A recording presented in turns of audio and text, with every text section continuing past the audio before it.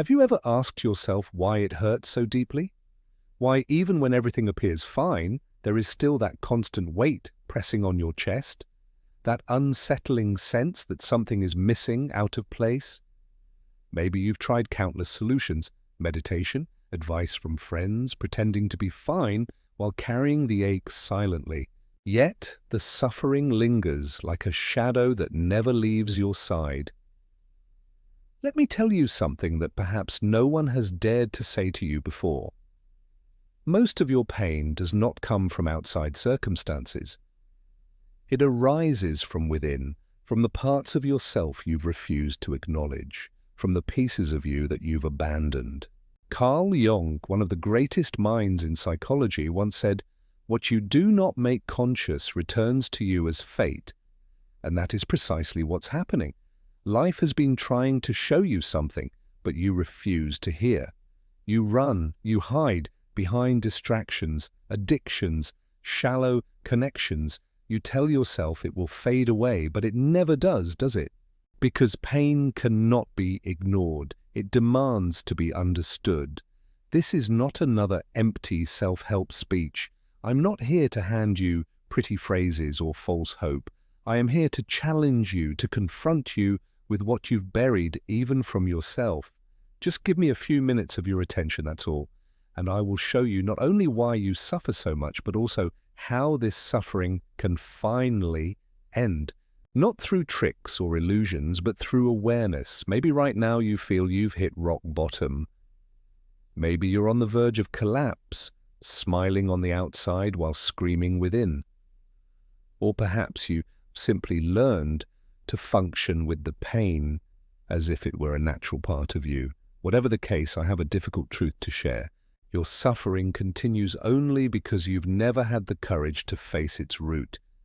Jung devoted his entire life to exploring this hidden landscape, the dark terrain of the soul. He discovered that only those who dare to descend into their own darkness can ever discover real light. So if you're ready to face this with me, I can promise you one thing. By the end of this video, you will not be the same person, because what you'll uncover has the power to completely shift the way you see yourself, your pain, and your freedom. Let's begin. You believe your suffering comes from other people, from your boss, your partner, the lack of money, society's demands, the pressure of expectations. And yes, all of these weigh on you. But the deeper truth, the one you still resist, is this. The most paralyzing pain comes when you cut yourself off from who you truly are. Jung said the greatest tragedy is living a life that doesn't belong to you. And that's what you've been doing. From childhood, you were taught to fit in, to be accepted, to follow the rules. Slowly, piece by piece, you drifted away from your essence. You became a character, performing to please, hiding so you wouldn't upset anyone. You buried your desires, suppressed your emotions, swallowed your anger, suffocated your sadness. Now you carry a nameless pain. A pain that doesn't shout, but quietly eats away at you. This is the suffering of disconnection, the anguish of looking in the mirror and not recognizing yourself anymore. You've grown accustomed to a role that was forced upon you, but the soul feels. The soul always knows when it's living a lie. And it begins to scream through anxiety, sleepless nights, numbness, guilt. Emotional pain is the alarm bell of the soul, warning you that you are betraying yourself. Don't be mistaken, it's not failure that breaks you, but the false expectations you've built about who you should be. It's not loneliness that hurts, but the emptiness of not knowing who you are when you're alone. It's not other people who wound you, but you. Each time you abandon yourself to keep up appearances, as long as you remain disconnected, suffering will continue. Because you're trying to heal a surface wound when the real cut is deep within. But here's the essential point. Pain is not punishment, it's a signal. Jung believed that suffering is the doorway to transformation. Pain exists to bring you back to yourself. And this journey begins only when you stop running and start listening to everything buried, silenced, forgotten. In the next part, we'll explore the most dangerous and yet most liberating force in your psyche, the very thing you fear the most, but which holds the key to your healing. Jung called it the shadow. If you truly wish to end your suffering, you must come to know it and face it. If what you're hearing resonates with you, click subscribe and join this journey. You long to stop suffering, but you keep fighting against the symptoms rather than the cause. Anxiety, guilt, anger, sadness, you treat them like enemies, flaws to be erased. But what you don't realize, or perhaps don't want to admit, is that the true enemy is not outside of you. It lives within, hidden in silence. And that's where the danger lies. Carl Jung named this hidden part the shadow. And don't be fooled, everyone carries one, including you. The shadow is everything you've repressed, denied, or refused to acknowledge. It's the desires you deemed unacceptable, the emotions you locked away, the rage you swallowed, the sexuality you hushed, the ambition you disguised as humility, the fears you pretend not to have. The shadow is made up of the parts you rejected but could never erase. They still live inside you, unseen. And the more you ignore them, the more control they gain over you. Think about the times you suddenly exploded without reason, or sabotaged a great opportunity, or destroyed a healthy relationship in a moment of impulse. That was your shadow pulling the strings. It sneaks into your thoughts, shapes your emotions, directs your choices, all without your awareness. Jung said, "Until you make the unconscious conscious, it will direct your life, and you will call it fate." You think your suffering is bad luck, karma, injustice? Maybe it's just your shadow ruling you, and it will continue to do so until you face it head on. But confronting the shadow requires immense courage, because it means admitting things you've always tried to hide. It means looking in the mirror and seeing what you swore you'd never acknowledge. It means abandoning the victim role and accepting that inside you lives a creature you don't want to claim. But it is also human. It is also you. Here's the crucial truth. The shadow is not your enemy. It's an exiled part of your soul. And like any exiled part, it longs to be seen, to be heard, to be welcomed back. Jung didn't believe in destroying the shadow. He believed in integrating it, transforming it into strength, clarity, power. Because what you reject weakens you, and what you embrace liberates you. In the next part, we'll talk about what to do now that your shadow has revealed itself. We'll explore the path of courage, the beginning of genuine healing, and the first steps toward reclaiming your fragmented soul. Because recognizing your shadow is only the beginning. What you do with it, that's what changes everything. You've come this far. You've uncovered the truth of your disconnection. You've seen the shadow within. And now comes the most decisive moment, the confrontation. Understanding alone is not enough. Healing demands action, honest, raw, and often painful action, because now you must do what most people never dare to do, cross the inner fire with your eyes wide open. Jung was clear, the path to the self is a journey few are brave enough to take, and courage does not mean being fearless. It means moving forward despite the fear. To face the unconscious is to walk into a wilderness you cannot control. It is tearing off the mask, abandoning the role of the victim, and admitting that part of your pain is self-inflicted. This requires brutal honesty. It means you must stop lying to yourself. But how does one truly face the unconscious? It begins with listening to the body when the mind refuses. That knot in your stomach when you're with the wrong person. That tightness in your chest each time you say yes when you mean no. That bone-deep exhaustion that surfaces when you force a smile you don't feel. These are not random. They are your unconscious trying to save you, not punish you. You can begin with small steps. Write down your dreams. Notice the triggers that set off strong emotions.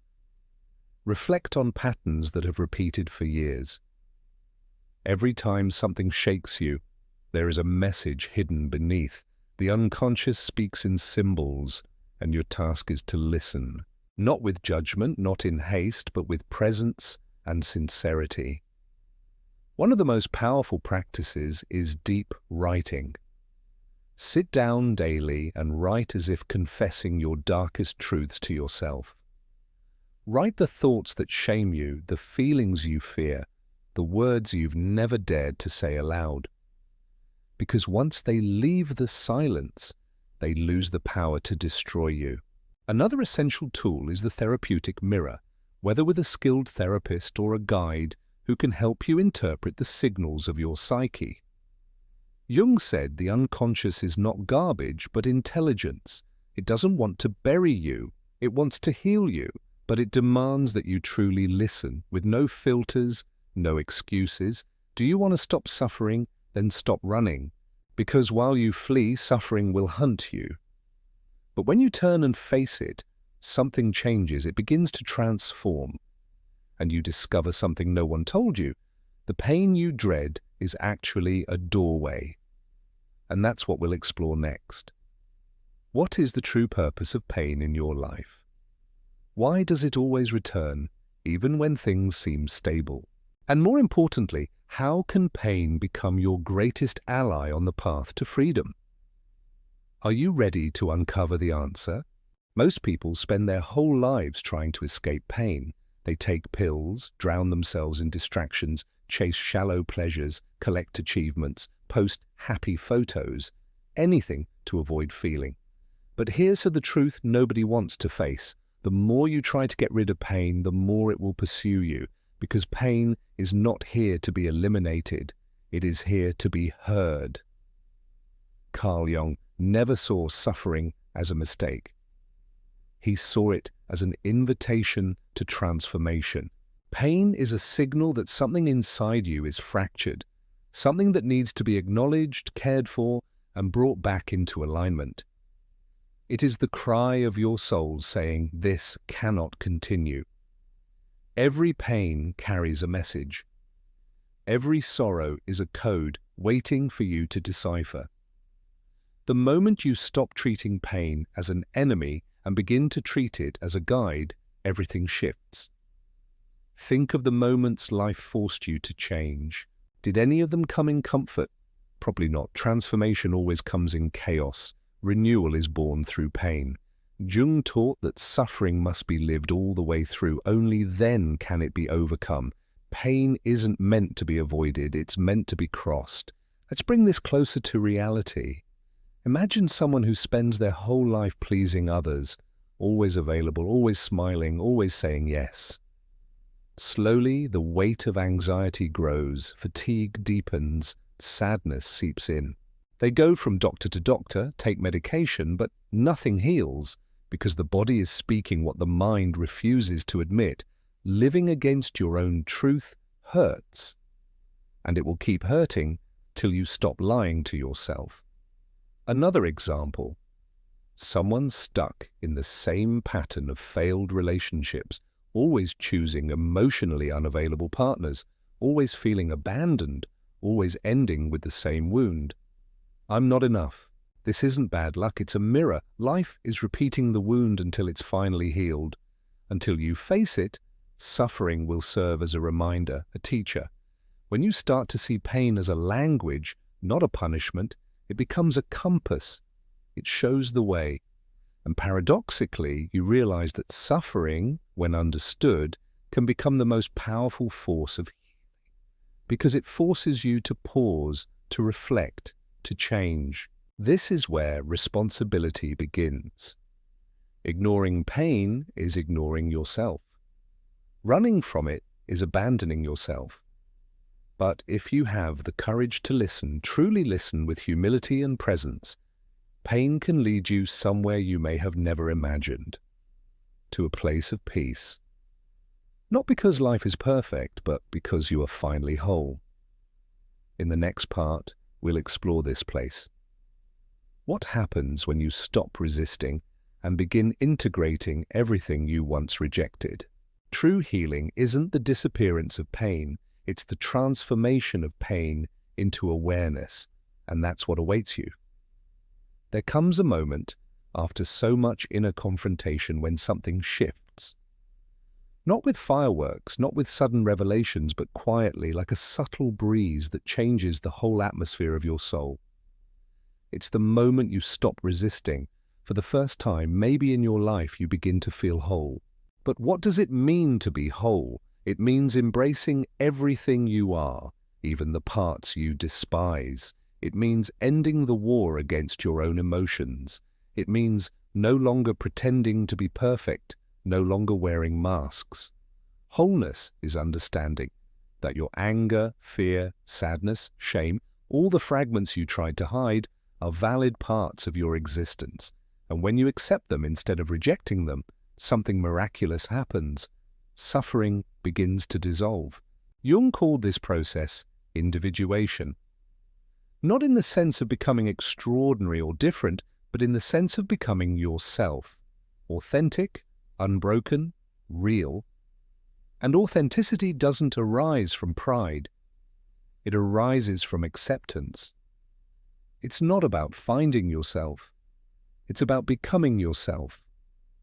Only those who dare to walk through the ruins of their own soul and rebuild what has been shattered can truly live in truth. At this stage, you realize your pain does not define you. It was a path, not a destination. Looking back, every crisis, every breakdown, every collapse had a purpose: to strip you of illusions, to destroy the lie of control, to burn away what was false so you could stand in truth. And this truth is not comfortable. It doesn't protect you from vulnerability. It demands presence. It demands choices. Because now that you've met your shadow, understood the role of pain, and embraced the power of being yourself, you cannot go back to autopilot. You'll begin to clearly see who uplifts you and who drains you. You'll stop accepting what once kept you small. You'll say no without guilt. You'll finally say yes to yourself. This inner change is quiet but undeniable. It is not about becoming a new person.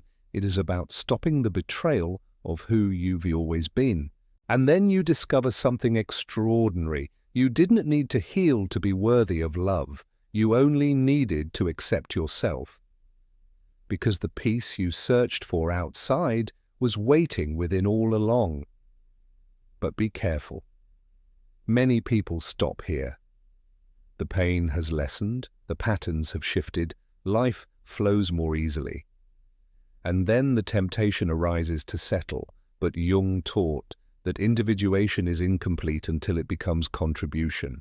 The question is, what will you do with your light now that you have crossed your darkness? How will you live now that you are awake? This is the final step, choosing to live consciously, to not just survive, but to live with purpose, awareness, and responsibility.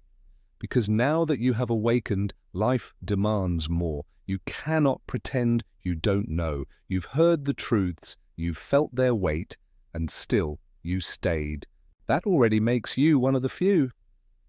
Most people turn away when truth hurts. You didn't. And because of that, you now stand at a crossroads. Repeat the old patterns that once enslaved you, or finally, claim your life as your own. It doesn't matter how much you've suffered. It doesn't matter what others did to you. What matters now is what you choose to do with it. Pain can become strength. Emptiness can become fertile silence. Trauma doesn't have to be a cage. It can be the spark of liberation. But here's the price of awareness. Once you see, you cannot unsee. Ignorance is no longer an option. You've been called to live on another level, and that requires responsibility. The responsibility to no longer betray yourself, to no longer accept less than you deserve, to no longer hide behind excuses. You don't need to be fully ready. No one is. What you need is to choose each day to live consciously, to look at yourself with courage, compassion, honesty, and above all, to act, because knowledge without action is just another form of self-deception. Jung said individuation, the process of becoming whole, is the work of a lifetime. And today may have been your first true step. For the first time, maybe you realized you are not broken. You are in process, under construction, and suffering was never punishment. It was a calling, the voice of your soul asking you to come back home. Now tell me, what part of this message struck you the most? What truth shook you awake? Share it below, write it as a commitment to yourself. Speaking it aloud anchors it, and who knows, your words might be the exact message someone else needs right now. If this video touched you, awakened you, challenged you, don't stop here. The next part continues the journey we've started together. I'll see you there.